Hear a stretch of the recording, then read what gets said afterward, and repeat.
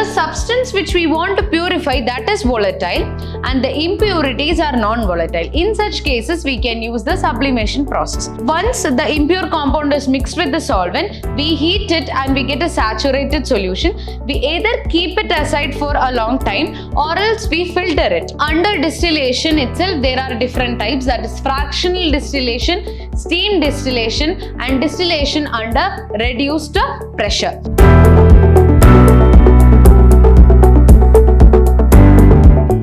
Hello everyone, this is Amli Unnikrishnan from the Department of Chemistry, Vidhyaashram Pre-University College, the Temple of Excellence, Mysore. So today we are back with session 8 of the chapter Organic Chemistry.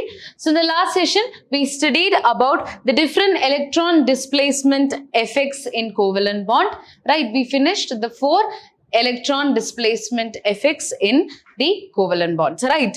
And then we also studied the different types of organic reactions, right? So in today's session, we are going to study about the different methods of purification of organic compounds. So we are going to see how we can purify the organic compounds which are being prepared, right? So there are various ways or various methods in which we can purify organic compounds based on the type of organic compound which we are using, right? So the first one is distillation, then sublimation, then crystallization, differential extraction, and chromatography. So these different methods in detail we'll be studying today in today's session. So as said, these are the different methods in which we can purify the organic compounds. So purifying organic compounds means, yes, to remove the impurities which is present in the organic compound, right? So the removal of undesirable impurities associated with the organic compound is known as purification. Purifying something means what? Yes, removing the unwanted substances, or we can say unwanted impurities, right? To remove the impurities, that process is called as purification. And the various methods are distillation, sublimation, crystallization, differential extraction, and chromatography. And in some of these, under which also we have to study further methods as well. So let's begin with the first one, that is sublimation. Yes, so sublimation is a purification method.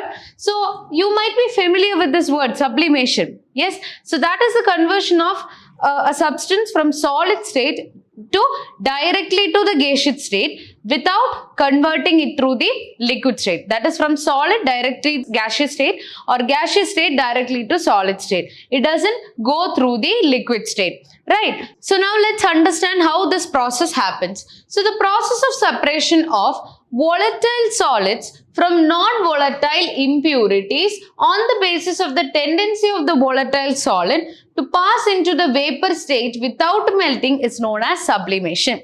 So we use it in the organic compounds in which the organic compound or our substance is in volatile. It is a volatile solid and the impurities which are present, they are non-volatile. So volatile means they can get evaporated into the gaseous state, right? From solid state, it can get converted into vapor state. They are volatile. And non-volatile means they can't be vaporized. Right. So the substance which we want to purify, that is volatile, and the impurities are non-volatile. In such cases, we can use the sublimation process. And whichever substance you are taking, that they should be able to get sublimed. That means without converting into liquid state or without undergoing melting, it should get converted directly into gaseous state. So few examples for this volatile solids such as benzoic acid, naphthalene will be familiar for you. You have seen naphthalene balls, camphor, anthracene, all these are examples of substances or organic compounds which undergo sublimation.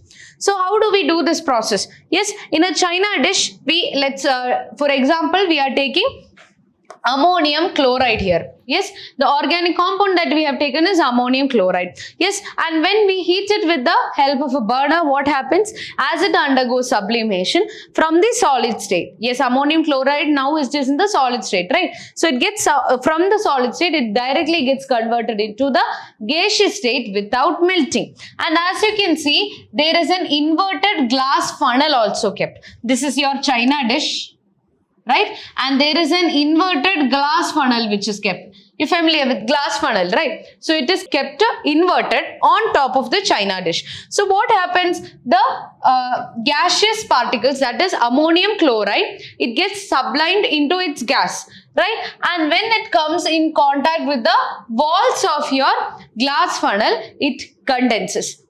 So when it comes in contact with the walls of the glass funnel, what happens? From the gaseous state, directly again it will come back to the solid state. So what you can see here, this part, that will be the solid ammonium chloride which is purified. Why? Because only ammonium chloride which is present here will be able to get converted into gaseous state. The impurities which is present here will remain here itself. Because why it is? Because it is non-volatile, right? Only ammonium chloride is volatile. The impurities will remain here. Ammonium chloride will get converted into gas. When it comes in contact with the inverted glass funnel that we have taken, when it comes in contact with the walls of it, it gets converted back into solid from the gaseous state. So it sublimates and we'll get the purified ammonium chloride on the inverted glass funnel, right? And we also keep a cotton plug on top of it. So this is how the sublimation process takes place. So this sublimation method of purification is not applicable for all the organic compounds, because it can be only used for those organic compounds which can undergo sublimation without melting or without going into the liquid phase, right? So the next method is crystallization. The impure compound is dissolved in a solvent in which it is sparingly soluble at room temperature but appreciably soluble at higher temperature. So what do we do first? We take the impure compound which we have to purify and dissolve it in a solvent in which it is sparingly soluble in room temperature. But once we increase the temperature, it will be completely soluble, right? So the impure compound is taken and then we add a solvent to it. Okay. Now the saturated solution, once it is saturated, on cooling or when allowed to stand for a long time, pure compound crystallizes out and is removed by filtration. Okay. So once the impure compound is mixed with the solvent, we heat it and we get a saturated solution. We either keep it aside for a long time or else we filter it. Okay, and once we filter it, we get the pure compound, right? And the impurities will be removed out. Okay, and the filtrate will contain the impurities, right? The filtrate will be containing the impurities and that will be removed and we obtain the pure compound. Yes, the impurities are present in the filtrate, it is removed and the pure compound is obtained. And now the crystals are formed, are removed, and they are dried. Okay, when we keep it aside for some time, we will be able to see the crystals forming and then later it is dried and we obtain it. Okay, so this is called as the crystallization method of purification. As you can see, the first step is, yes, the solvent is taken and it is mixed with the impure solid, right? The impure solvent and solvent is mixed. Then we evaporate it, that is we heat it. So what happens? Finally, we will get a saturated solution. And as you can see in the dish, you will be able to see the crystals on the bottom here. Yes, and once we filter it out, we get the pure substance on the filter paper. The pure compound will be on the filter paper and the filtrate will be removed, right? That contains the impurity. If we dry the filter paper, we will obtain the crystals of the pure compound. So this is crystallization, right? Now the next method is distillation, right? Distillation method. The operation of distillation is employed for the purification of liquids from non-volatile impurities. So again, our impurities are non-volatile. They are non-volatile. That means they do not get converted into vapor phase. The impure liquid is boiled in a flask and the vapors so formed are collected and condensed to give back the pure liquid in another vessel. The non-volatile impurities are left behind in the flask. That means we take a flask in which we take the impure solid. That is our organic compound containing the impurities as well. As the impurities are non-volatile, when we heat this impure solid, when we heat it, the impurities will remain there because it is non-volatile. Only the pure compound will evaporate. And then what do? Using a condenser, we condense this gas into the liquid state and we obtain the pure compound, right? So that is what is happening. So from this diagram we can understand it. Yes, the impure solid will be taken here right? And it is using a Bunsen burner, we are heating it. So what happens here? The impure solid is present. That is with the impurities. So now as our impurities are non-volatile, they'll remain here. Only the pure solid will start evaporating. Once it starts evaporating, now it will move through the condenser. So what is condensation process from gaseous state? It is coming back into liquid state. Conversion from gaseous state to liquid state. So when it passes, now the gases of the pure compound, when it moves through the condenser, what happens? It undergoes condensation. From the gaseous state, it will get converted into liquid state, and finally you will just obtain the pure liquid substance. In the liquid state you will be obtaining. That will be the pure substance, right? The pure compound, and the impurities will still remain in this flask, right? So for few examples of compounds which we can purify using distillation are chloroform and aniline, and ether and toluene. So this is distillation process. So now under distillation itself, there are different types, that is fractional distillation, steam distillation, and distillation under reduced pressure. Let's see that as well. So now depending upon the nature of the liquids and the impurities, one of the following distillation methods are used. So it is based on which is the nature of the liquid and the impurities. So based on the nature of the liquid and nature of the impurities, we decide which distillation process to take up, right? So the first one is fractional distillation. So this method is used for separation of liquids from the liquid mixture which have very close boiling point to each other, which differ by 15 to 16 Kelvin. Okay, so we use this fractional distillation method for a liquid mixture if both of them are liquid and both of them are volatile. That means both of them will get converted into vapor phase. So in such cases, when the boiling points are very close to each other, yes, if boiling point difference is there, we can easily separate them.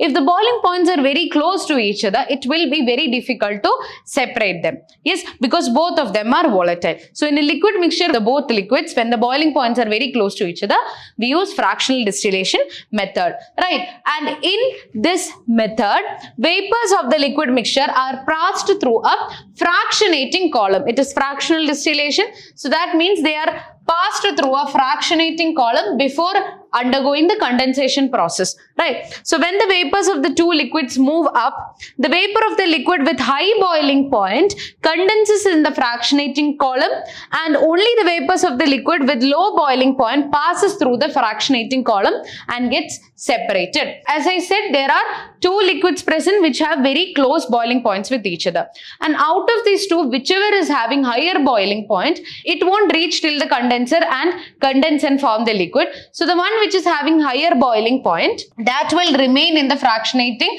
column and condense there, right? And only that liquid which is having the low boiling point will pass through the fractionating column and finally condense and form the liquid, right? So as we can see in the diagram, yes, there is a fractionating column as well, right? So here it is heated in the presence of an oil bath, and as you can see, both the liquid mixtures will be here, yes, and it will pass through the fractionating column. So the liquid with higher boiling point will condense here itself, and the liquid with lower boiling point, it will pass through the condenser, it will condense, and finally it will be present or separated as the liquid substance which is pure. So in this way you can obtain both the liquid mixtures separately or both the liquids separately, right? So this is fractional distillation, and this method is adopted when both the liquids which are volatile, both of them are having boiling points very close to each other, right? So the next one is steam distillation. So this method is used to separate liquids which are steam volatile, right, and immiscible with water. They might not be soluble in water, but they will be volatile or soluble in steam, right? So for such compounds, we use steam distillation. When steam is passed through the heated liquid, the liquid vaporizes well before its boiling point and gets separated.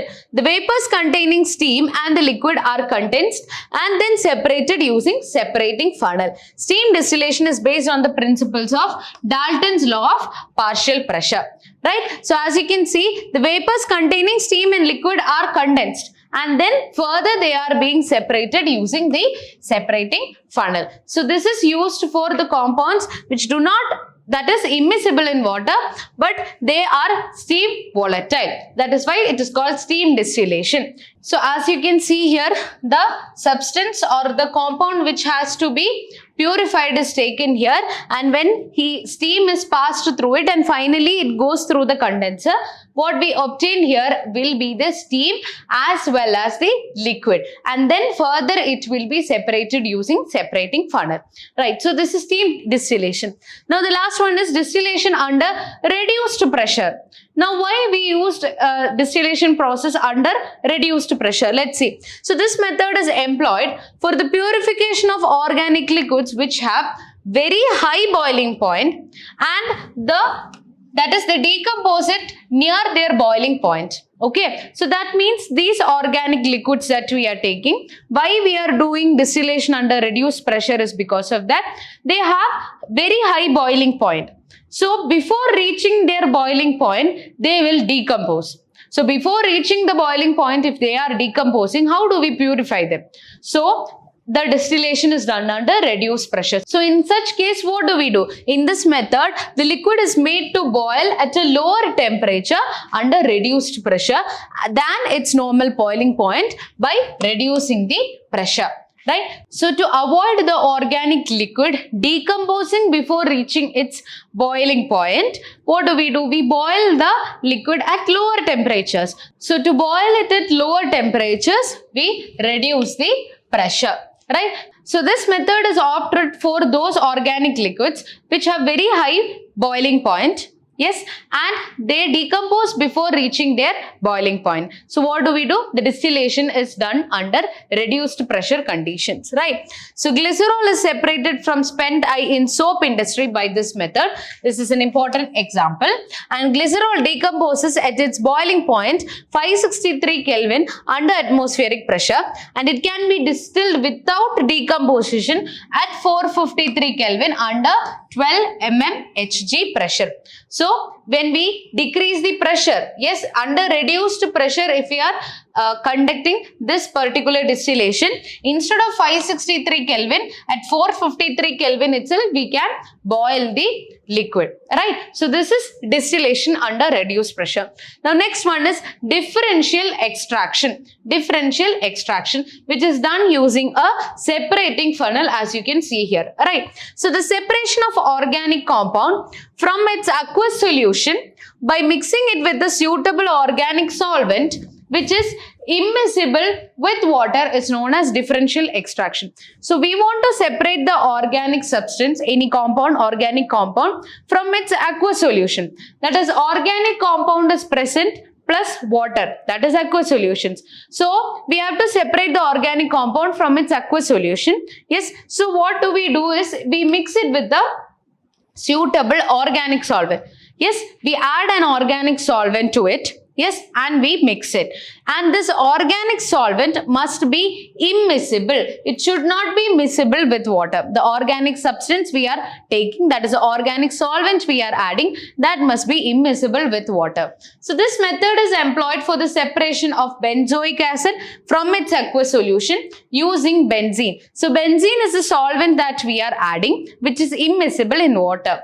Organic layer is dried over suitable dehydrating agent, for the separation of which depends on the nature of the organic compound. So as you can see in the diagram, this blue part is the organic compound in aqueous layer. Organic compound plus water is present. So to separate this, we add a organic solvent which is immiscible in this, right? So the yellow part you can see, that is the organic solvent which is being added. Then we thoroughly mix it. Now what happens? The organic compound and solvent layer will be on the top, and the aqueous layer, that is the water, which is immiscible, right? Now the water is immiscible in the organic solvent, but the organic solvent will be miscible with the organic compound that we have to purify, right? So the organic compound and the organic solvent will be in this green position now, right, in this area, and below that in a separate layer you will be able to see just the water. So now if I open this part,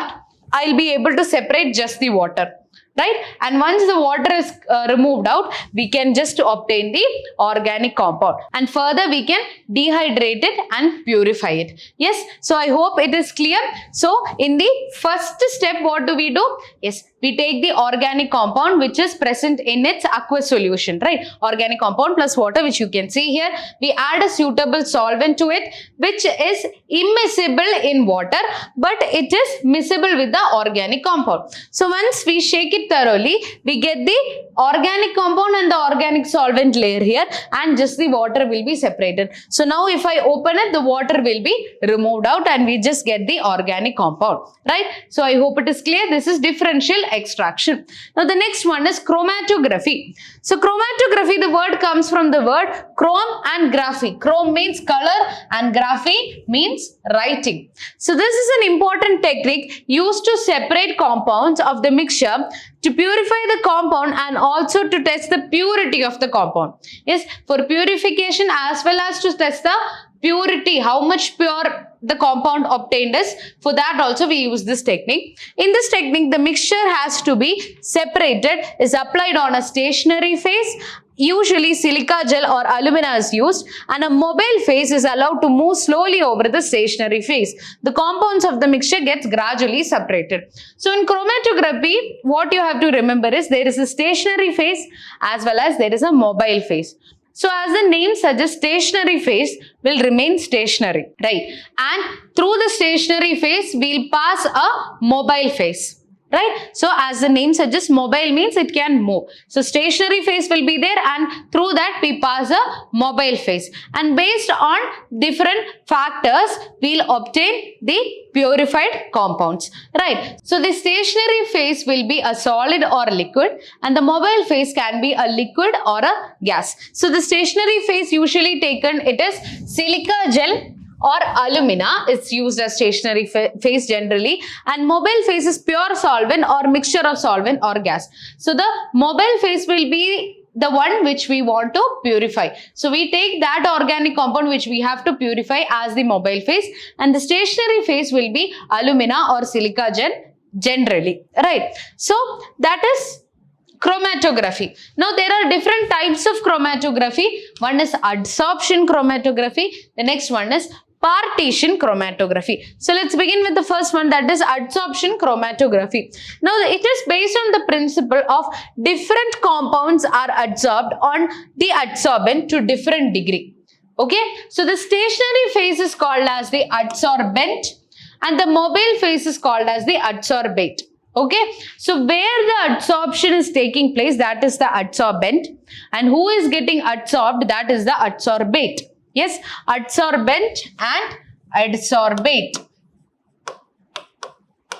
Okay, so it is based on to what extent adsorption is taking place, to what extent the adsorbate is getting adsorbed on the adsorbent. So it's based on the extent of the adsorption which is taking place. So that is why it's called adsorption chromatography. Now in adsorption chromatography, there are two types. The first one is column chromatography. So as the name suggests, we'll be doing it in a column, right? The column chromatography is based on a column. Now in this method, the mixture to be separated is placed in a column as shown in the diagram. See, so the mixture we have to separate, it will be taken in a column. Now, and the liquid which is called as eluent, the liquid is allowed to flow down through the column. Now, different columns are formed depending upon the degree to which it is adsorbed.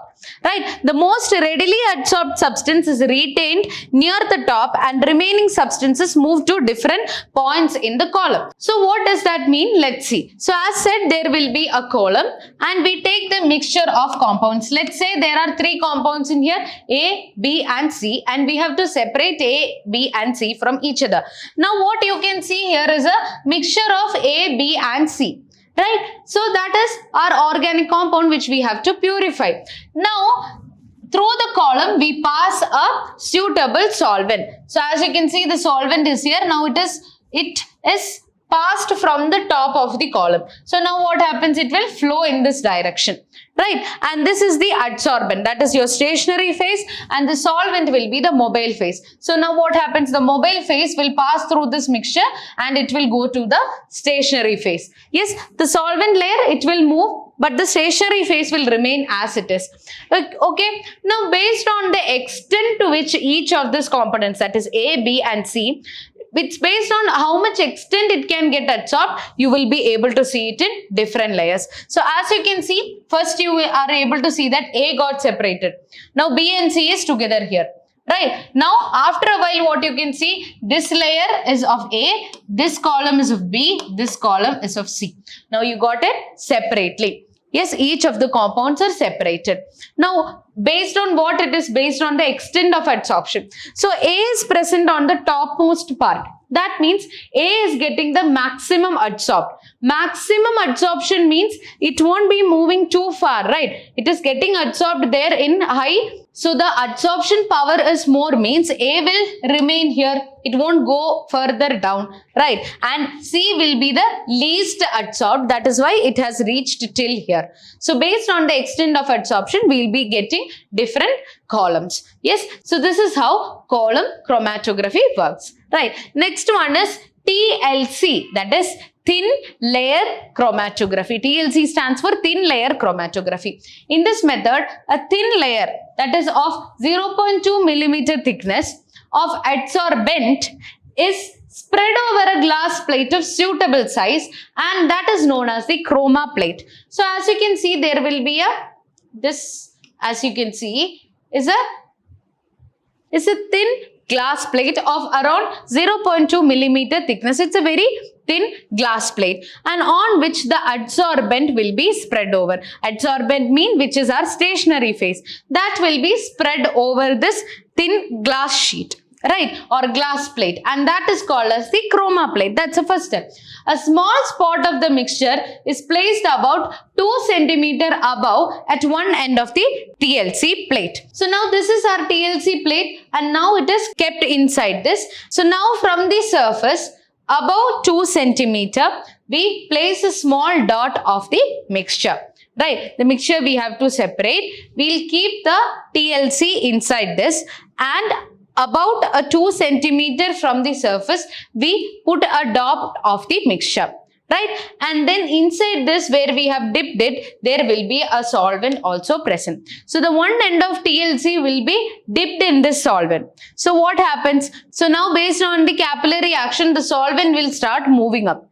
So once the solvent will start moving up, it will pass through this mixture, right? So when it passes through this mixture, this is our stationary phase. The solvent will be mobile phase. So when the mobile phase, that is solvent, it is moving, it will pass through this particular point, and the mixture will start separating based on its extent of adsorption. Yes. So the plate is placed in a closed jar containing the eluent, that is, the solvent is used for the separation of components. Right. So it is placed in a closed jar in which the solvent is present. Right. And the solvent is drawn up the adsorbent layer by capillary action. So by capillary action, when the solvent is moving up, it takes up the mixture as well, and it will separate the different components based on its extent of adsorption. So you will be able to see something like this. So if there are many compounds in which red, purple and blue, and this is your solvent, and this is the origin. Yes, 2 centimeter from the surface,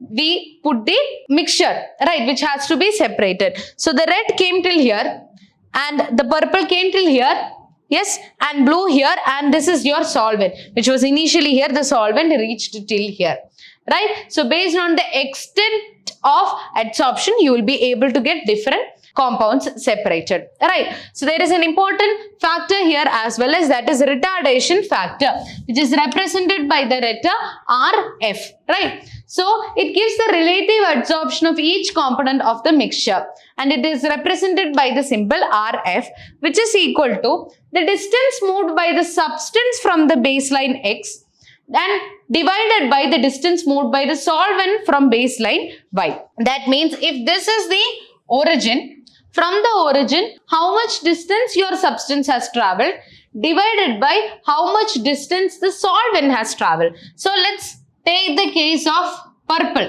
Okay, I have to find out the extent of adsorption or relative adsorption of the purple substance. So RF will be equal to how much distance the purple has traveled from the initial or origin state. It is 8 centimeter. As you can see, it is 8 centimeter. So 8 divided by how much distance the solvent has traveled. How much distance the solvent has traveled? 10 centimeter.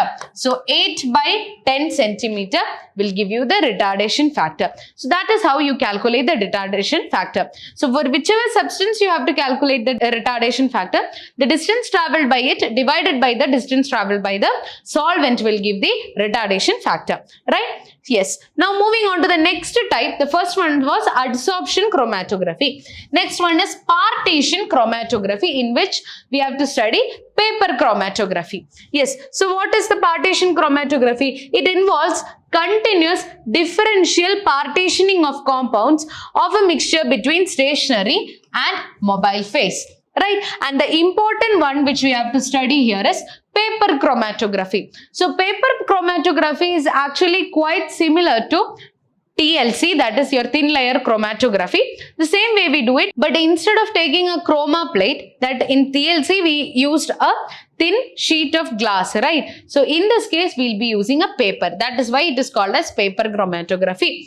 So in this method, a spot of the mixture is placed in a special type of chromatographic paper which contains water trapped in it. Right, as in the case of TLC. Now this paper strip is suspended in a suitable solvent, and depending upon the selectivity, different compounds are separated, and this paper strip is known as chromatograph. So instead of taking a thin sheet of glass, we take a paper which is a special paper which is called as chromatograph. Right, the paper strip we take, and the same way we put it inside a closed jar in which we have a suitable solvent. Right? So the solvent will be the mobile phase. So when we are dipping a paper, what happened? Yes, capillary action will take place. The water will start. That is, the solvent will start moving up. Yes. So the stationary phase will be your paper strip and the solvent will start moving. That is the mobile phase. So as it moves up, the different components will be separated. So it is quite similar with TLC. It's just that we take a paper strip here which is called as a chromatograph. So as you can see here, in the paper strip will be dipped in a suitable solvent, and when the solvent starts moving up, so this is where we have initially taken the mixture that we have to separate. So, and it is dipped inside the solvent. So now what happens, as the solvent will start moving up, the different layers will be separated. So you can see the different individual pigments. In this particular example, we have taken a particular ink spot. Right, in a particular ink which in all color is present. When we dip it in a particular solvent, what happens? As the solvent moves up, we will be able to differentiate or get the different compounds, that is different pigments